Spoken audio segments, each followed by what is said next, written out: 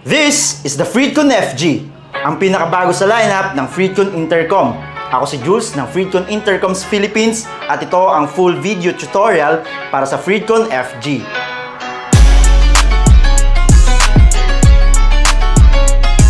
Narito ang lahat ng laman ng box ng ating Freedcon FG. Ito ang ating gooseneck mic at mga speakers kasama ng ating mismong intercom unit. Ito naman ang USB-A to USB-C type charging cable. Meron din itong 3M adhesive para sa mismong intercom unit at battery na may extra pang kasama. Kasama din inside the box ang velcros para sa mga speakers. At syempre, hindi mawawala ang user's manual na kadalasan ay hindi naman natin binabasa kaya meron tayong video tutorial. Ito naman ang rechargeable lithium battery na may 650 mAh battery capacity. Para maiwasan ang pagkasira ng inyong intercom unit ay ugaliing i-check ang battery reminder na nakalagay sa packaging o box ng ating intercom unit. But before we start, i-familiarize muna natin ang mga buttons at port ng ating Freedcon FG. This is the power on and off button. Ito din ang button para sa intercom mode, mobile phone connectivity at para na rin sa music share feature nito. Ang button naman na to na may helmet icon ay ang kanyang multifunction button. Nagsisilbi din itong light indicator kung ang iyong FG ay nasa standby o nasa pairing mode. Ito naman ang next/volume up button. At ito naman ang previous/volume down button. Dito naman sa ilalim located ang nag-iisang port para sa charger. Ang Freedcon FG ay pwede sa kahit anong klase ng helmet. Pero mas makakabuti kung ang inyong helmet ay intercom ready. Kung hindi naman, wala kang ibang gagawin kundi idikit ang mga velcro para sa mga speaker at wala, intercom ready na ang inyong helmet. Sa pag-install ng kahit anong Freedcon intercom unit ay siguraduhin palagi na ang speaker na may maikling wire ay palaging nasa left side ng inyong helmet. Pero bago yan, step 1 muna tayo. Idikit muna natin ang 3M adhesive sa ating intercom unit. Hindi ka malilito sa pagdikit dahil match ang shape ng ating unit sa kanyang 3M adhesive. Kapag tapos na ito, ay pwede na nating idikit ang unit sa ating mismong helmet. Step 2, alisin muna natin ang mga paddings ng ating helmet. Third step, ilagay o idikit ang mga speakers to their respective placements. Dito din sa left side ng ating helmet, ikinakabit ang gooseneck mic. Step 4, idikit ang battery gamit ang adhesive na rectangular ang shape. Pagkatatandaan lamang na ang proper orientation ng battery ay laging patayo o vertical at sa pinakalikod ng helmet ito idinidikit. After nito ay pwede na nating i-connect ang battery sa ating intercom unit. Last step, ibalik ang mga inner paddings ng inyong helmet. At kapag properly installed na ang inyong unit ay pwede nyo nang ma-enjoy ang bawat rides gamit ang Freedcon FG.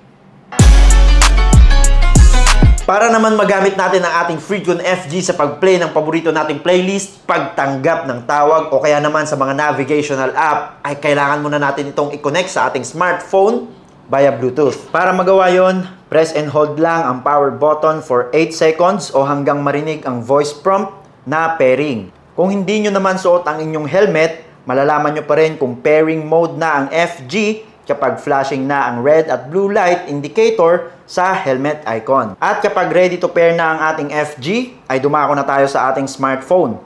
I-turn on lang ang Bluetooth connectivity sa inyong smartphone at hanapin ang FG.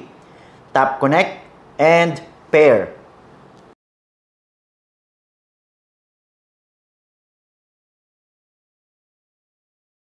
At kapag successfully connected na ang iyong FG sa iyong smartphone, ay maaari mo nang mapakinggan ang paborito mong playlist sa bawat short o long ride nyo. Para naman makinig sa mga music streaming app o di naman kaya sa mga downloaded music mo sa iyong mobile phone, make sure lang na connected ang iyong smartphone at Freedcon FG. Ang multifunction button ay maaaring magsilbing pause and play button para sa inyong music.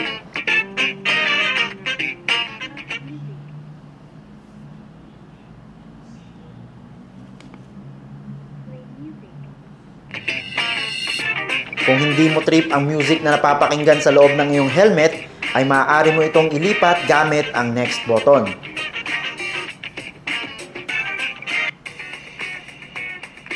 Kung gusto mo namang balikan ang nakaraan, short press lang sa previous button. Kapag masyadong malakas ang volume ng iyong speaker, press and hold mo lang ang previous button to volume down.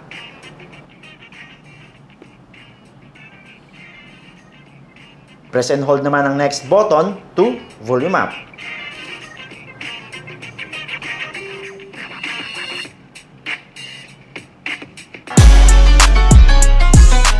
Pero paano kung maimportanteng phone call ka sa kalagitnaan ng rides nyo? Well, good news dahil hindi mo na kailangan pang huminto para sagutin ang tawag. Dahil ang Freecon FG ay merong auto answer feature. Yes, babe. Papunta na ako, babe. Hayaan mo lang na mag-ring ang iyong smartphone within 15 seconds at automatically na nitong tatanggapin ang tawag.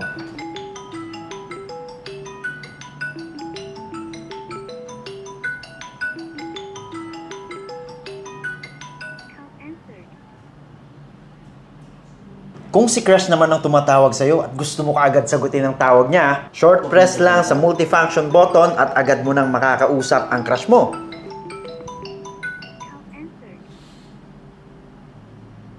Pero kung gusto mo namang i-reject ang tawag, press and hold mo lang ang multifunction button for 2 seconds at mare-reject na agad ang tawag. At siya nga pala, applicable din ang volume up and down kung sakaling mahina o malakas ang boses ng kausap mo sa phone.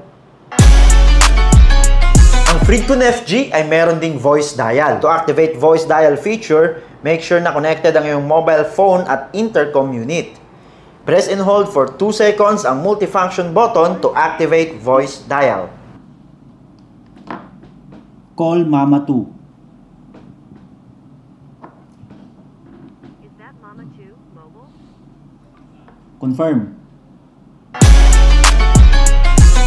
Kapag sinagot ka na ng crush mo, malamang sa malamang sasama yan sa bawat rides nyo. At kapag nagkataon, kailangan mo na ng isa pang helmet at isa pang FG.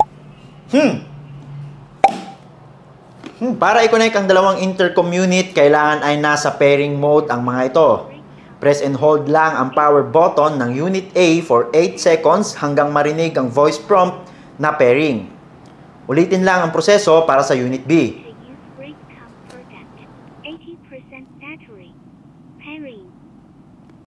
At kapag nasa pairing mode na ang dalawang unit, one short press lang sa power button ng Unit A hanggang marinig ang voice prompt na connected.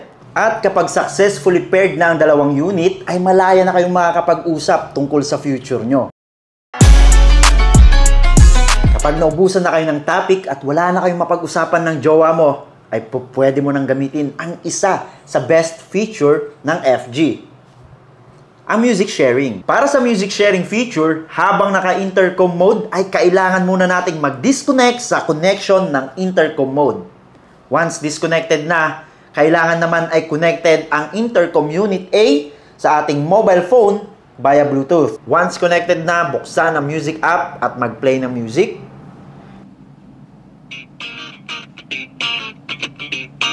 Kapag playing na ang music, tap pause. Tapos double press sa power button. Then tap the play button.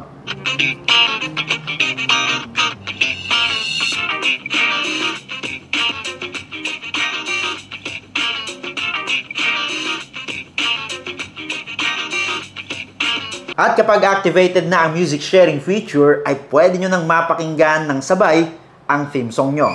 Paalala lang guys, once activated ang music sharing, ay deactivated muna ang intercom mode. Ibig sabihin ay hindi muna kayo makakapag-usap. Pero kung kailangan mo nang manghingi ng panggas para makapag-usap, one short press lang sa power button para bumalik sa intercom mode. Para bumalik sa music sharing, one short press muna sa power button to disconnect intercom mode. Once disconnected na, dalawang press naman sa power button at makakabalik na kayo sa music sharing feature.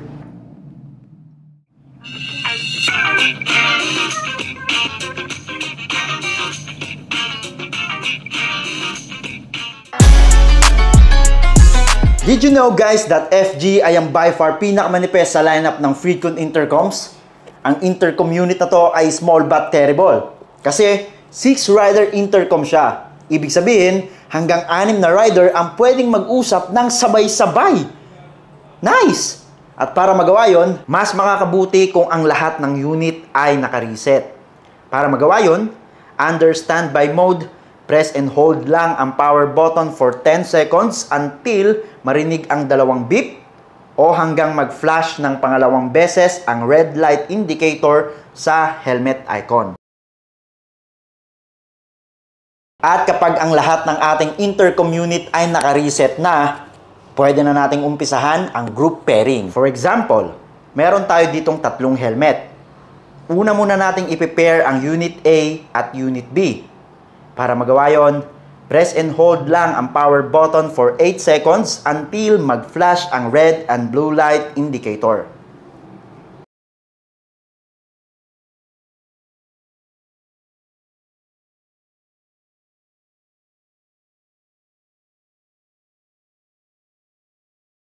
At kapag nasa pairing mode na ang Unit A and B, 1 press lang sa power button ng Unit A. At siya na rin ang magiging host natin para sa group connection. Kapag nasa intercom mode na ang Unit A at B, kailangan muna nating i-turn off ang Unit B. At kapag nakapatay na ang Unit B, press and hold natin ulit ang power button hanggang mag-pairing mode ito. At ulitin lang natin ang process ng pairing sa Unit C.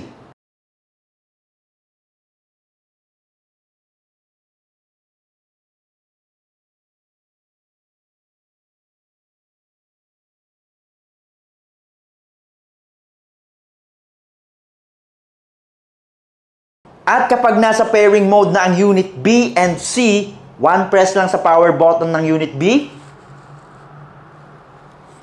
to enter intercom mode. Once connected na ang B at C, 1 press lang sa power button ng Unit A para kumonect sa group connection. Kung 4 o mahigit pa kayong merong Freecon intercom sa ride, ay ulitin lamang ang proseso ng pag-connect. Tatandaan lamang na hanggang 6 na rider lamang ang pwedeng kumonect gamit ang FG. Ang Freecon FG ay meron ding universal pairing feature. Ibig sabihin, pwede mo ito i-connect sa iba pang Freecon intercom unit. Pwede mo din ito i-connect sa mga third-party brand intercom. Basta't siguraduhin lamang na ang third-party brand intercom ay meron ding universal pairing. Quick reminder lang para mas mapahaba pa ang buhay ng Freecon FG nyo, iwasan ang paggamit ng mga fast charger.